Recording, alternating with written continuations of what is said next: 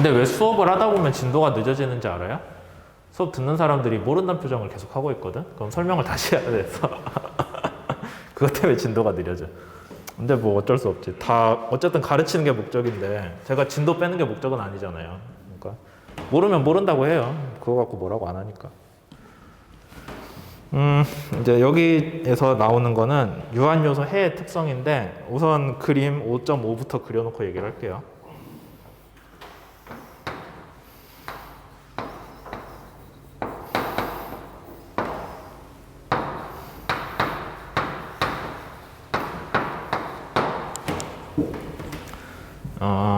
여기서 얘기하는 거는 이제 여러분들이 혹시 실습했을 때 그 메쉬 개수?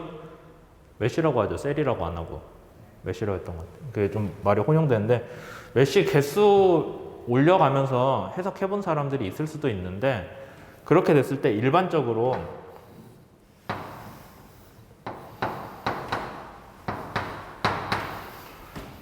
하나의 덩어리를 해석을 한 거랑 그 다음에 얘를 좀 더 세밀하게 쪼개서 해석한 거랑 그 다음에 더 많이 쪼갠 거랑 진짜 물리적으로는 어떻게 되겠어요? 안쪽에 질점이 무한계겠죠. 진짜로는. 근데 우리가 그걸 해석을 못하니까는 줄여서 하는 거잖아요. 뭐 이런 식으로 나오겠죠. 그렇게 했을 때 구조 해석의 특성이에요. 유체역학 해석에서는 이런 일 없는데 구조 해석에서는 일반적으로 개수가 많아질수록 변이가 좀 더 커진다라고 되어 있습니다. 그래서 책에서 얘기하는 게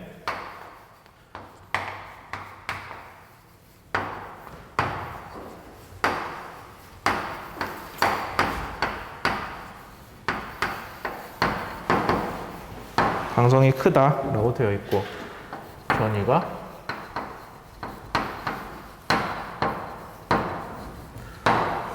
왜냐면은 실제 물리 현상에서는 얘네 가까이 인접해 있는 질점들끼리 별의 별 상호작용이 다 있을 거예요. 그러겠죠? 근데 그 중에 일부는 우리가 모르거나 무시하거나 뭐 해석에서 괜히 복잡하니까 크기는 작은 것 같은데 그렇게 해서 쳐내겠죠. 그런 식으로 한다고 하면은 원래는 얘네들끼리 서로 뭔가 상호작용이 많을수록 이제 거의로 인하는 변이가 커질 수가 있는데 받는 힘이 커지잖아요. 그러니까 응력이 커지니까 변이도 커질 수가 있는데 그걸 우리가 막 쳐냈단 말이에요. 그러니까 내부에서 서로 왔다 갔다 하는 응력들을 우리가 상대적으로 작게 추정을 하다 보니까 얘가 변이가 작게 나와요. 유한요소 해석을 하다 보면. 그래서 이 그림에 나온 자유도라는 개념은 여러분들이 다루는 데이터의 양이라고 보시면 돼요. 거의 틀리지 않아요. 데이터 양이 많다는 건 무슨 뜻이에요? 자유도가 크다는 거는 질점을 많이 쪼갰다는 거고 자유도가 작다는 거는 질점이 적다는 거예요. 여러분들이 가지고 놀 수 있는 데이터 양이 줄어든다는 거니까. 그렇게 했을 때 일반적으로 유한요소 해석을 하면은 뭐 언젠가는 무한대로 간 거랑 비슷하게 가겠죠. 수렴을 하겠죠. 어이씨, 넘어가면 안 되는데. 이렇게 갑니다. 여기 사이를. 그러면 여기 차이를 이게 차이가 얼마인지 여러분들이 알 방법이 있어요? 무한대로 간 거랑 그 다음에 여러분들이 오늘 해석한 거랑 어느 정도의 차이가 있는지 알 수 없어요. 왜냐면은 무한대로 있는 걸 해석을 해볼 수가 없거든. 그러니까 진짜로 얼마까지 갔는지는 여러분들이 알 방법이 없는데 그래도 적어도 얘가 완만하게 변하는지 안 변하는지 정도는 알 수 있겠죠. 개수를 한 3개 정도 했다고 칩시다. 그러면은 얘에 비해서 얘는 크게 변했는데 얘는 거의 안 변했어요. 좀 더 많이 해서 해볼까? 하면은 이번에는 변화가 뭐 한 0.1% 정도밖에 없는데 그러면은 여러분들이 마음속으로 정한 수준의 그 차이가 있을 거잖아요. 뭐 나는 어느 정도 수렴된 값을 여기서 수렴이라고 얘기하는 거는 솔루션이 수렴됐다는 거랑은 좀 달라요. 여러분들이 자유도를 늘려감에 따라서 결과가 어떤 값에 가서 붙는 얘기를 하는 거예요. 그렇게 됐을 때 얘가 어느 정도 가까이 붙었다라고 하면은 얘랑 얘는 차이가 없네? 정확히 없진 않겠지만 거의 없네? 라고 하면은 둘 중에 누구로 해석하면 돼요? 적은 걸로 해석해야겠지. 큰 걸로 해석해봐야 자원을 더 쓰는 거냐. 어차피 똑같은 결과 나오는데 뭐하러 그래요. 그쵸? 그러니까 여러분들이 실제로 유한요소 해석을 할 때 원래는 어떤 식으로 하냐면은 메쉬 개수를 적당한 간격을 두고 여러 가지를 만들어요. 간격을 두고. 그 다음에 거기에서 쭉 해석한 결과를 봤을 때 제일 안 변하는 구간까지 갔잖아요. 잘 안 변하면은 적은 걸 쓰면 돼요. 큰 걸 쓰지 말고. 이 개념은 그래서 되게 중요한 개념이라서 이제 얘기를 좀 따로 하는 거고요.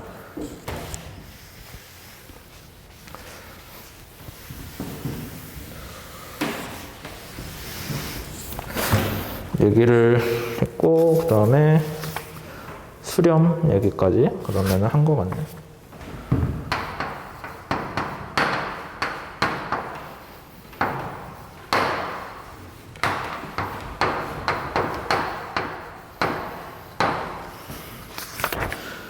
그래서 이제 자유도를 그러면은 뭐 조심스럽게 키워가는 게 여러분들이 현명하게 해석을 하는 중요한 내용이겠죠. 자유도가 말도 안 되게 적어도 문제고 말도 안 되게 커도 해석 자원에서의 문제가 돼요. 뭐 쓸데없이 1시간이면 끝날 해석을 괜히 자유도 키워가지고 한 3일 동안 하고 있으면은 누가 봐도 기분이 나쁘잖아요. 근데 벌써 3시 56분이야? 진짜 오장하고 끝나겠는데? 뭐 어쩔 수 없지. 됐어요 뭐. 중요한 얘기 하고 있으니까. 그래서 이제 여러분들이 그러면 해석을 할 때 자유도를 어떻게 키울 거냐, 단순히 메쉬 개수만 늘릴 거냐, 아니면은 뭐 다른 방법으로 자유도를 더 늘릴 방법이 있겠냐라는 것들이 있겠죠. 그래서 거기에서 이제 얘기를 하는 게, 그러면 여러분들이 무한대 조건에 가까워지게 하기 위해서 뭐를 할 거냐라는 건데, 책에서 H 세미라라는 게 있습니다. 188쪽이에요. H 세미라가 뭐라고 되어 있어요? 요소의 크기를 작게 한다라고 되어 있죠. 그러니까 우리가 알고 있는 메쉬를 작게 가져가는 게 H 세미라가 되겠네요.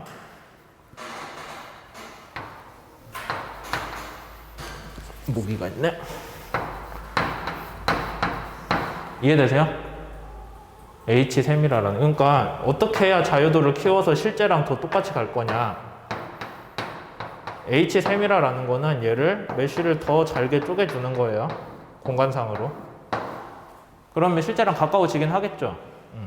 그런 문제를 얘기를 하는 거고,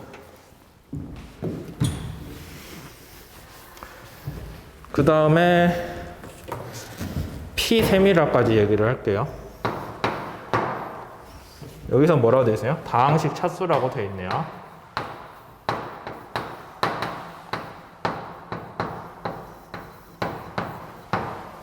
근데 왜 뜬금없이 다항식이 나왔냐 싶잖아요. 지금 보면은 왜 다항식이 나왔냐면은 여러분들이 여기 똑같이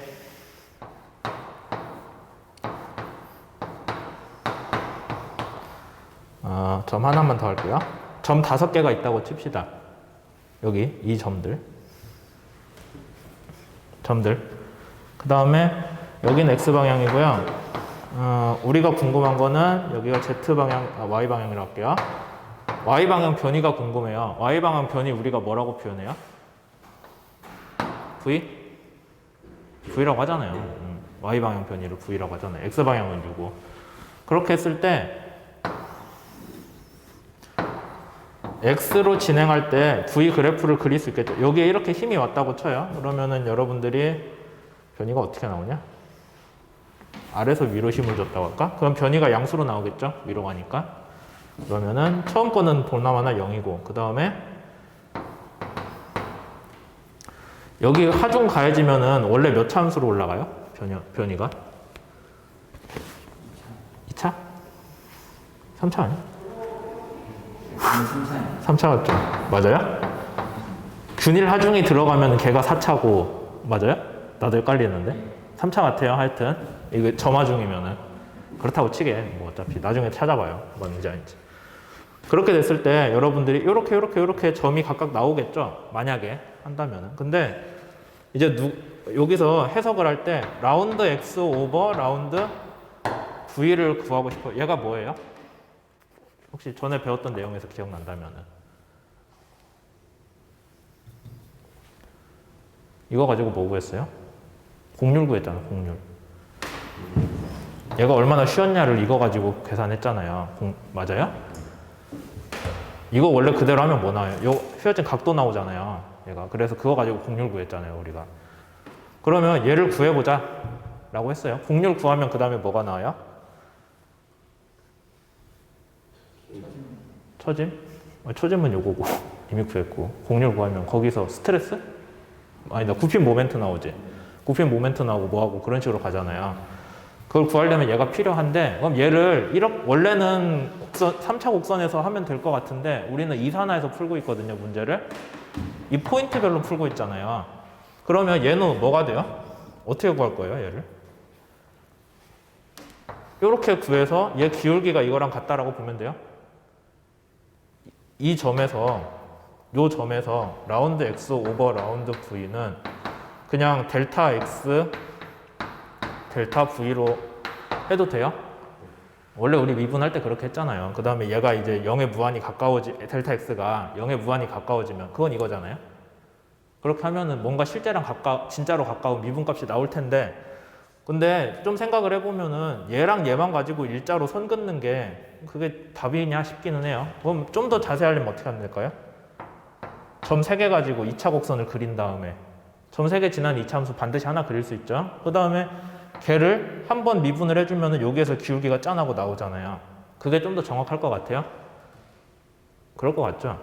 그러니까 얘랑 얘 일자로 그은 것보다 요거 그어서 이렇게 가는 게 좀 더 나은 것 같잖아요. 좀 더 욕심을 내요. 점 5개 가지고 5개를 지나는 몇 차 함수 나와요? 4차 함수 나오잖아요. 4차 함수에서 여기서 미분하면 좋죠. 4차 함수를 구했으니까 걔는 미분할 수 있잖아요. 그러니까 이 점들을 지나는 4차 함수를 근사를 하고 걔를 미분을 해주면은 그게 좀 더 얘가 현실에 가까워질 거란 거예요. 그럼 우리가 공률을 더 진짜같이 구할 수 있어요. 단순히 2점 찍어서 긋는 것보다. 그게 여기 P3이라예요. 그러니까 여러분들이 인접한 애들 하나만 가지고 일자로 선 그어서 거기서 기울기를 구하고 거기서 미분 방정식을 이산화했다고 하거든요. 미분 방정식을 이런 식으로 차분을 통해서 구하긴 할 텐데, 근데 하나만 갖고 하느니 여러 개를 가지고 더 높은 차수로 다항식을 그려주고 하면 더 정확할 수 있다는 거예요. 그런 관점에서 쓰는 게 P3이라고 됩니다. 그래서 유한요소 해를 자유도를 올려가면서 진짜 현실과 똑같이 해주고 싶다라고 하면은, 원래대로 하면은 진짜 현실과 똑같은 무한대 자유도의 해석을 하겠다라고 하면은 요소는 무한히 작아서 그 개수는 무한히 커져야 되고, 그 다음에 다항식으로 했을 때는 P가 차수가 무한히 커져야 되겠죠. 근데 이런 식으로 P를 어떤 물리 현상을 다항식으로 표현해 주는 거 여러분들이 뭐에서 배웠어요? 그러니까 우리가 모르는 어떤 함수를 다항식으로 근사해 주는 거, 테일러 급수잖아요, 그게. 테일러 급수 전개랑 같은 개념이에요. 근데 여러분들 테일러 급수 할 때 고차항, 높은 차수항은 어떻게 해요? 모르는 척 하죠. 왜 모르는 척이에요? 값이 작잖아요. 작아서 의미가 없어서 모르는 척을 하는데, 걔들까지 전부 다 무한대까지 고려를 해준다면 걔는 진짜랑 똑같을 거예요. 근데 우리가 현실적으로 그걸 못 따라가니까 그걸 다 해석할 컴퓨터가 없잖아요. 그러다 보니까 그냥 적당한 선에서 차수를 끊죠. 다만 그 차수가 높을수록 정확할 것 같다라는 개념은 다 들고 있는데 그게 P 세밀하다라고 이해를 하시면은 여기서 하는 얘기를 알아들을 수가 있겠죠. 뭐 그런 얘기들 했네요. 그래서 4시 시간이 진짜 애매하네. 6장은 원래 판 이론이거든요. 그래서 판 이론에서는 시험엔 안 나올 건데 그냥 다음 시간에 배울 거 잠깐 설명만 할게요. 우리가 보 이론 배웠잖아요. 보라는 게 뭐예요? 얇고 긴데 횡방향으로 굽힘이 발생하도록 힘이 들어오는 게 보였어요. 축방향으로 힘 발생하는 건 뭐라고 배웠어요? 봉이라고 2장에서 배웠고 얘는 3장에서 배웠죠. 이렇게 돼 있는데 요거랑 비슷한데 얘는 길다랗다고 우리가 표현을 하는데 납작한 판에 대해서 해석을 하는 게 판 이론이 돼요. 그래서 여기에서는 이제 힘이 어떤 식으로 발생을 하냐면, 여러분들이 힘을 줬을 때 이 내부는 어떻게 되겠어요? 우리 여기서 배웠던 거 뭐 다 기억할지 모르겠지만은 이 방향으로, 길이 방향으로 얘를 잘랐을 때 얘가 굽으면은 위쪽은 인장이 되고 안쪽은 압축이 됐죠. 기억나요? 네. 이렇게 됐을 때 그럼 얘도 똑같이 여기에 힘을 줬을 때 안에서 인장 압축 발생하겠죠. 내부에서. 그게 있는데 이제 추가로 전다 능력도 발생을 해요. 얘는. 이거 할 때 우리가 이런 식으로 굽혀서 하는 거 뭐였어요? 이름이? 이런 접근 방법? 오일러 베르누이라고 했었죠. 맞아요? 그때는 가정이 뭐였어요? 얘랑 전단력이 없다라고 가정을 하고 했었거든요. 안 그랬어요? 그러니까 이쪽 방향 시어 스트레인이 없다고 해서 전단력을 고려를 안 했는데 전단력까지 고려하는 티모센코도 있었는데 그냥 이런 게 있다라고 하고 얘기를 더 안 했어요. 근데 이것도 할 때도 똑같아요. 전단력이 있는지 없는지에 따라서 결과가 좀 달라질 거예요. 그럼 전단력 없이 해석하는 거는 오일러 베르누이랑 비슷하긴 한데 거기에 대한 수식들 얘기를 할 거고 6장에서 그 다음에 전단력이 있다고 가정 서로 상대 전단력이 안쪽에 작용한다고 하면은 변형이 원래 티모센코에서 다룰 것 같이 그런 식으로 나온다라는 거 얘기를 하겠죠. 네. 대단한 얘기는 아니지만 그런 식으로 할 거고 뭐 더 얘기할 게 없네. 그럼 중간고사는 5장까지만 할게요. 뭐 6장 얘기 들어가지도 않았고 5장에서 시험 문제 나올 거가 없지는 않아요. 지금 내내 말로 떠들었으니까 오히려 객관식으로 내기 더 쉽겠죠. 뭐에 대해 옳은 거를 고르시오. 1, 2, 3, 4 해가지고 잘 생각해 보세요. 오늘 제가 분명히 수업할 때 원래는 안 쓰는데 구태여 이렇게 뭐뭐 땡땡 해가지고 써준 것들 많이 있어요. 네. 이렇게 됐고 혹시 비대면 하시는 분들도 아직 수업 시간 자체는 한 10분 남았으니까 채팅창에다가 중간고사든 수업이든 관련해서 물어보실 거 있으면은 지금 물어봐 주세요. 칠판은 지워도 되지.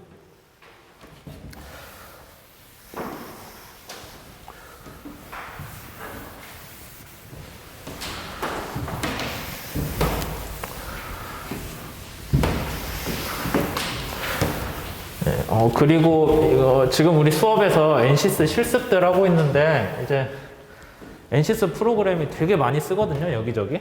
제가 뭐 NCS 영업하려는 건 아니고 많이 쓰고 있기 때문에 이제 여러분들이 좀 NCS 쓰는 게 많이 친숙해졌으면 좋겠다라는 의미로 지금 수업의 반절을 실습에 투자를 하고 있는데 이거 끝에까지 가면은 그 스페이스 클레임 이름 또 기억 안 난다. 맞죠? 스페이스 클레임 맞나? 스트릿 클레임인가? 스트럭처 클레임? 스페이스 같아요. 하여튼 그것보다 좀 더 많이 쓰는 게 디자인 모델러거든요. 혹시 써봤어요? 수업 들을 때? 예. 디자인 모델러는 그냥 우리가 생각한 일반적인 CAD 그리는 거 그대로 따라가면서 하잖아요. 안 그랬어요? 좀 더 복잡하잖아요. 그 스페이스 클레임보다 하는 게. 그래서 사실 그건 CAD 수업에서 다룰 부분이긴 한데 여러분들 혹시 밖에 나가서 뭘 한다고 하면은 오히려 디자인 모델러를 더 많이 쓸 수밖에 없거든요. 그래서 그거는 좀 여러분들이 알고 혹시라도 관심이 더 있다면은 이제 좀 그런 기능들 쓰는 거에 더 많이 좀 시간을 들여보세요. 그러니까 제가 보기에 단순히 해석 관련한 거는 우리 수업에서 다루는 부분으로 충분해요. 그러니까 NCS 그 워크벤치 들어가면은 리스트 6개인가 쭉 뜨잖아요. 뭐 지오메트리, 모델 뭐 해가지고 솔루션 뜨잖아요. 근데 그 중에서 그 스페이스 클레임 아랫부분은 필요한 얘기는 제가 우리 수업 때 거의 다 하는 것 같아요. 근데 디자인 관련해서는 스페이스 클레임이 좀 간단한 거를 위주로 하다 보니까 그게 좀 더 깊게 해보겠다 하면은 제가 추천드린 거는 디자인 모델러를 어쨌든 손을 대봐라 라는 거 있습니다. 그 다음에 또 뭐 얘기할 게 있나? 녹화했어요 이거? 아니죠? 그래요? 몇 분 됐어요? 19분. 너무 긴데 자르자.